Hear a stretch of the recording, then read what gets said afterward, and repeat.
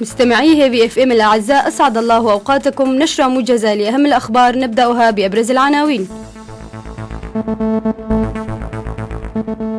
مؤتمر الرياض لا يهدف لتشكيل جسم بديل عن الائتلاف.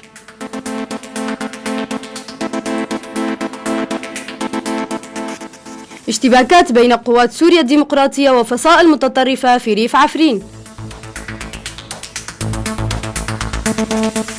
3 ممثلين عن المجلس الوطني الكردي في مؤتمر الرياض.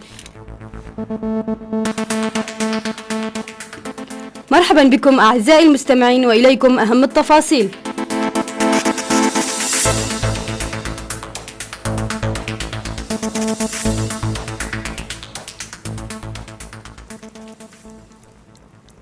أكد معارضون سوريون أن المؤتمر الموسع للمعارضة الذي ستشارك فيه أكثر من 100 شخصية سياسية وعسكرية في الرياض يومي الأربعاء والخميس المقبلين يرمي إلى الخروج بوفد تفاوضي موحد ورؤية مشتركة، ومن دون أن يعني ذلك تشكيل جسم سياسي جديد بديل عن الائتلاف الوطني السوري المعارض. في وقت سار وزير الخارجية الفرنسي لوران فابيوس على خطى نظيره الأمريكي جون كيري بقوله أن تنحي الرئيس بشار الأسد ليس شرطا مسبقا لتشكيل حلف من عناصر النظام والمعارضة لقتال داعش.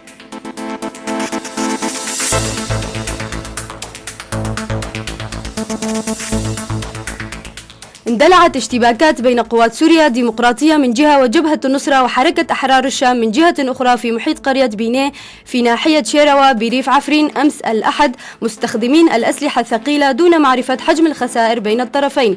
هذا وقد أقدمت جبهة النصرة وحركة أحرار الشام على قصف قرية بينيه بقذائف الهاون ومدفع جهنم. من جهة أخرى جدد لواء أحرار سوريا قصفه لحي الشيخ مقصود السبت بالأسلحة الثقيلة بعد إبرام اتفاق وقف إطلاق نار بين وحدات حماية الشعب وغرفة عمليات حلب لوقف إطلاق النار ب24 ساعة، ما أسفر عن وقوع إصابات في صفوف المدنيين. هذا وقد قصف لواء أحرار سوريا حي الشيخ مقصود بالأسلحة الثقيلة بقذائف الهاون وقناني الغاز، ما أسفر عن إصابة الطفل يوسف ساكت وأمينة جمعة ونعسان حمو وخليل إبراهيم الذين تم إسعافهم إلى مركز الهلال الأحمر الكردي في المدينة.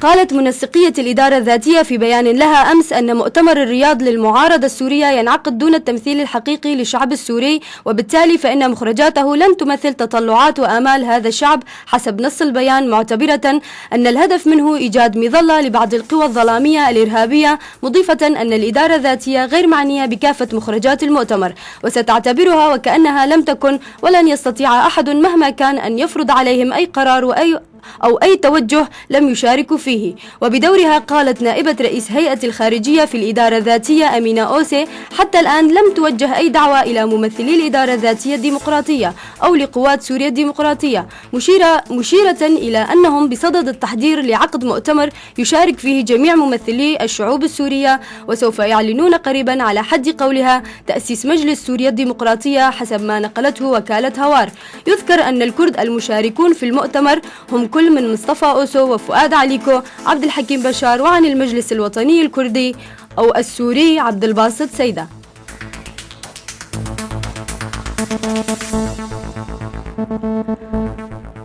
طلب محافظ الحسكة المهندس محمد زعال العلي يوم السبت من مديرية التربية بالمحافظة إنهاء عمل 14 معتمد رواتب وتعيين بدلا منهم ممن يتمتعون بالخبرة والنزاهة والاستقامة وفق الأصول. وبين المحافظ بحسب ما ورد في الكتاب أنه من خلال التدقيق في الثبوتات والمستندات والقيود والوثائق ثبت قيام هؤلاء المعتمدين بالتلاعب والتزوير بالقيود المالية لتحقيق مكاسب شخصية على حساب المال العام.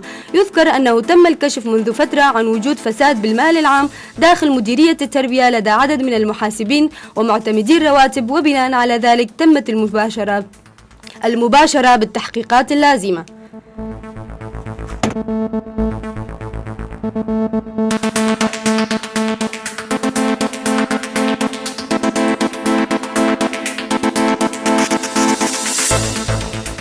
أعزائي المستمعين، نهاية الموجز. أشكركم على حسن الاستماع.